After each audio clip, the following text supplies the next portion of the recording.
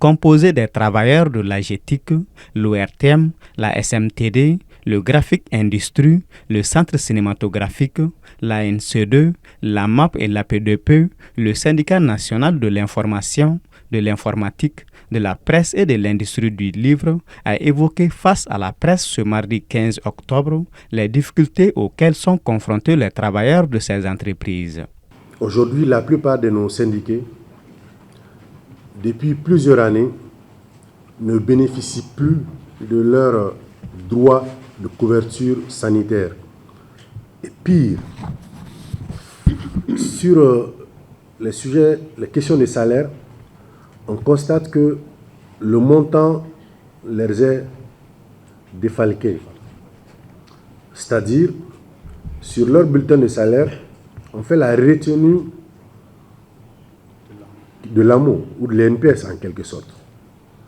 Et malheureusement, ce montant n'est pas reversé, ce qui fait que, injustement, ces agents ne bénéficient plus, ni eux, ni aucun membre de leur famille ne bénéficie d'assurance maladie obligatoire.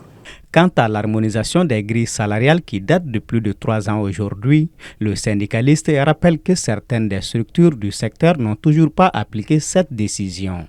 Aussi, il rajoute que la crise énergétique a négativement impacté la plupart de ces entreprises et crée d'autres problèmes ayant pour nom le manque cruel de matériel de travail, mais aussi et surtout le retard récurrent du salaire des travailleurs. Vous savez, selon les codes du travail,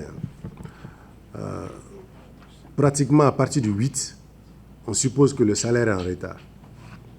À partir du 8. Aujourd'hui, nous avons plusieurs structures qui sont en retard de salaire. Certains d'un mois même. D'autres plus. Je ne vais pas les citer tous, mais je dirais qu'aujourd'hui, à l'AMAP, nous sommes dans une situation de retard de salaire. À l'ORTM, nous sommes dans la même situation. À Graphic Industry, nous sommes dans la même situation. Beaucoup de structures, nous sommes en retard de salaire. Pour l'apaisement du climat social, le pacte de stabilité et de croissance a été signé en 2022, mais pour le syndicaliste, cet accord ne pourrait être un frein à cette lutte qui cherche à mettre les travailleurs dans leurs droits.